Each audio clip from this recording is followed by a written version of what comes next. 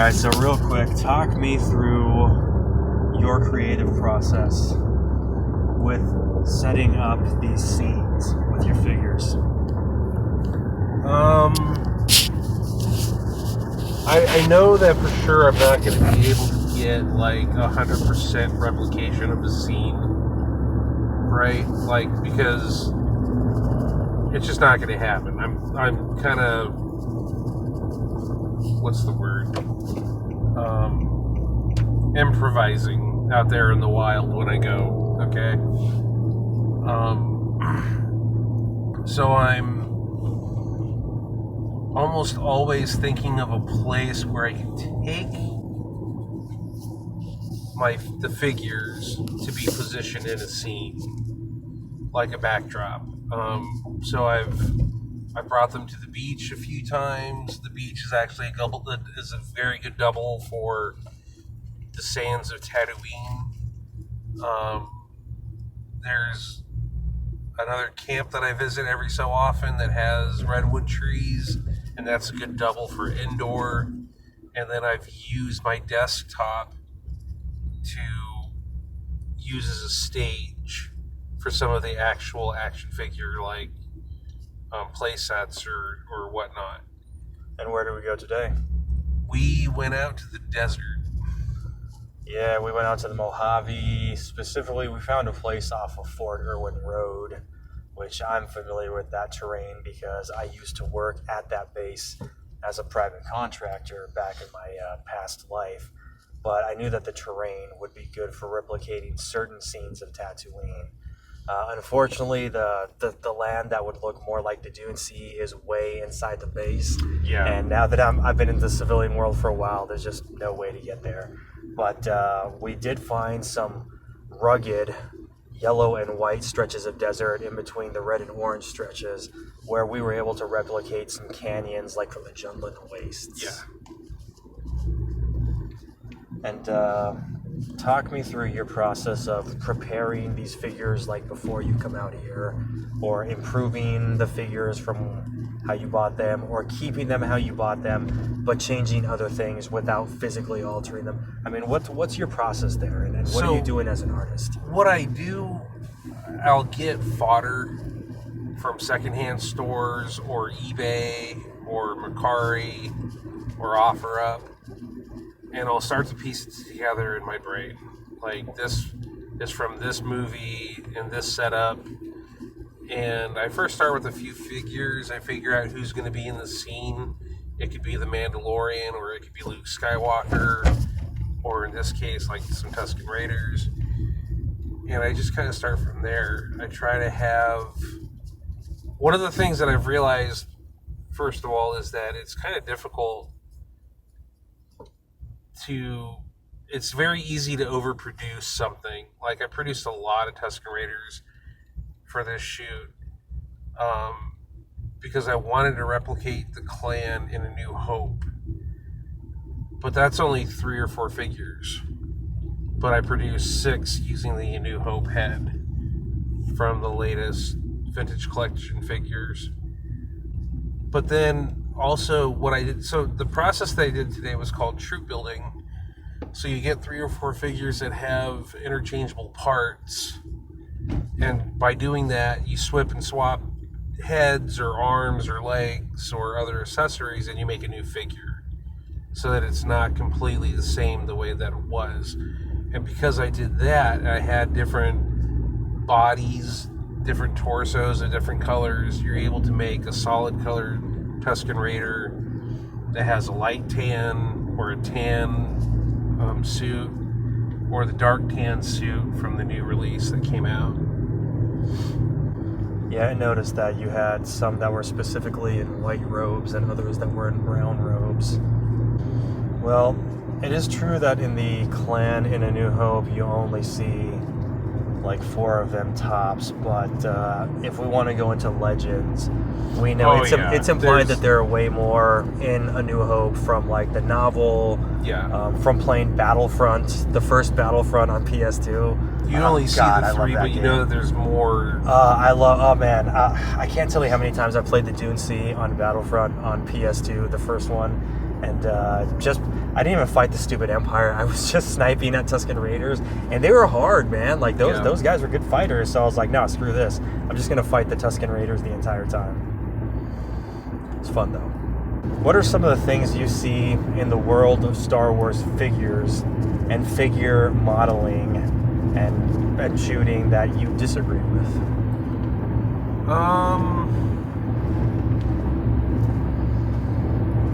I like to try to keep what I'm doing in the Hasbro family.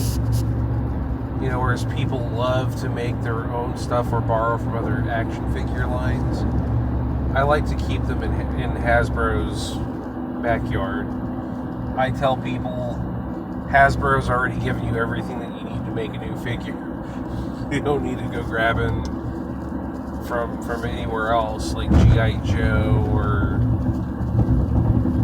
whatever other line they would want. Yeah, I mean, I guess it's one thing if they're borrowing, if they've got like a Hasbro toy and they're borrowing from, a Kenner Star Wars toy for the same character. That's one thing, but when you're trying to give Luke or Han new parts from what was it, G.I. Joe or something like that, that's it wouldn't look right, and it doesn't look right because you can tell it's from another line. And I've only out of what I've been customizing, I've only borrowed from G.I. Joe one other time. But that's because I wanted that one actor's likeness on the figure. And I didn't have to paint or sculpt anything. I don't like to do those things because when you do it and you put it on your shelf, it gets dusty, and then you can tell that you painted it. And there are customizers that love to do that, and I don't do that. I'd rather not. I'd rather use soft goods like cloth or something like that and sew it and make a new robe or make a new skirt or something like that to give to a character. I remember when I was a kid, my all-time favorite line of Star Wars action figures were the Star Wars Comtech ones. Oh yeah, from episode 1. Yeah, with the little chip and and he had the Comtech reader. That looked kind of like the Naboo Security Forces Comtech reader, except like theirs was all small. And you could see on screen that Captain Panaka is speaking into the small device, whereas yours is the size of like a freaking 1950s U.S. Army combat radio or some crap. Like, I mean, it was shaped the same, but it was definitely not sized the same. But nonetheless, you would wave the little chip. You had your character standing on the chip. So, you'd wave him, he would say the lines. And this was back in the other side of the Mandala effect before, like, the last universe we were living in was destroyed, and then we merged to this one because this was molecularly, like, the closest to our last reality. So on the other side of the Mandala effect, people did like episode 1 a lot. Or this was at least before the collective consciousness had, like, really developed, and also the people who didn't like episode 1 from the beginning felt confident enough to come out of the closet and just say so. I remember way back when, before that shift in the Mandela effect, people really did like episode 1. And me, being 10 years old at the time, I was just glad that there was new Star Wars. I was absolutely stoked because I saw the movies when I was 7. That's the way that I saw it. Yeah, on VHS. The 95 release where one of them's got Stormtrooper's head, the other one's got Vader, the other one's got Yoda. And then a couple of years later, snaps, George Lucas was not bullshitting. He really threw out some more Star Wars. I was delighted. I was 18 when The New Hope came out. No, The Phantom Menace came out. And it was exciting to be a part of that. But then at the end, you realized, it was a good movie, but it really didn't hold up to everything that you expected it to be.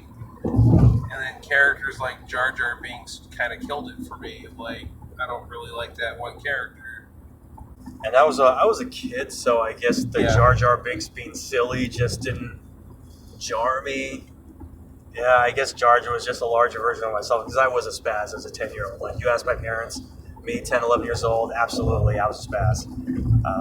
And then also, a lot of people, I guess, in hindsight, they just felt like their intelligence was insulted because, oh, look at this 10-year-old. Like, yeah, sure, the Force is really strong with him, but, like, this 10-year-old is just flying air combat in battles and doing the pod race and all this crap. Like, and they just felt really insulted that a little kid is kicking that much ass. Whereas, again, Anakin's character is 9 or 10 years old in the film, in the canon, and I'm 9 or 10 years old, and of course, every kid secretly wants to become a Jedi.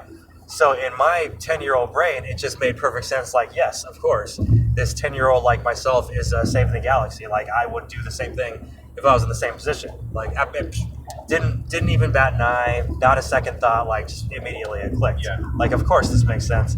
Whereas going back and watching episode 1, I love watching anything with Natalie Portman. Yeah. Liam Neeson's a good actor. Ewan McGregor's a good actor. It's still nostalgic for me to see Jake Lloyd on the screen because as much crap as a bunch of assholes have given him, when I was a kid, I wanted to be Jake Lloyd. Jake Lloyd was my hero. Like, he was the guy up there being Anakin. He was getting it done. So I do enjoy watching that in hindsight. Although as an adult, I do start to think, man, a 10-year-old kicking this much ass, like, that's it's not just that. That's kind of lame. A 10-year-old's getting the look at from Natalie Portman. Oh yeah, that's right. A 10-year-old is kicking that much ass, and Natalie Portman wants to pay him. And it's like, yes. even at 18, I'm like, I'm just legally an adult, and I'm like, which, like, if you've ever been a 6th grader, just like the dynamic between 6th grade boys and 8th grade girls, yes, let alone 9-year-old Anakin and 14-year-old the goddamn Queen of Naboo. I mean, but she's like, hey, this 9-year-old slave, like, he looks delish. Yeah. Oh my gosh. But just the look that she's giving him at the end of the movie, and it's like, should I be watching this? Yeah, like you see, like, at the edge of the crowd is Chris Hansen. He's just waiting to have an interview with Queen Amidala. Could you have a say it? But I did have a bunch of the episode 1 action figures, and going back to that, Comtech Star Wars Episode 1 was my all-time favorite line of action figures as a kid. And I guess part of it is just the timing was right. Star Wars Episode 1, like, was the shared moment. I mean, the Star Wars trilogy, when I was a kid, was something that you had to be shown on VHS. Yes. You either knew about it or you didn't. And if you didn't know, somebody had to share it with you. And it was on a VHS, or some lucky bastards got, the pristine Blu-ray, or not the Blu-ray, Laserdisc. I keep thinking of the despecialized bootlegs. Yeah, but you had to be shown Star Wars, and it was something that it was like a peer-to-peer connection. And then when you ran into somebody else in the real world who was also a Star Wars fan, which in that day and age was only A New Hope, Empire Strikes Back, and Return of the Jedi on VHS, that was very special. You had a very special connection. Whereas Star Wars Episode 1, that was your debut, or that was our debut for the whole generation. Now all the kids in class, you had to go see Star Wars Episode 1 in theater, or else they weren't cool. Yeah. And that was pretty legit. Again, that was when I was a kid, so that was my moment. Although it was fun because just growing up with the Star Wars movies, I saw the original trilogy when I was 7 years old, fell in love with it immediately. Then I got to see Episode 1 in theaters a gazillion times when I was 10, Episode 2 at 13, Episode 3 at 16, and Episode 3 was significantly darker than the last two, so I felt like the prequel trilogy matured with me. And then 3 years later, the Clone Wars came out in theaters.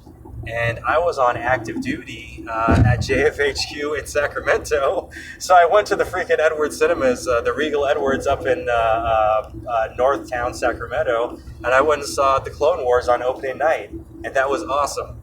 I still have my criticisms for that movie. But me being a Star Wars fanboy, like I said, oh man, we get extra Star Wars?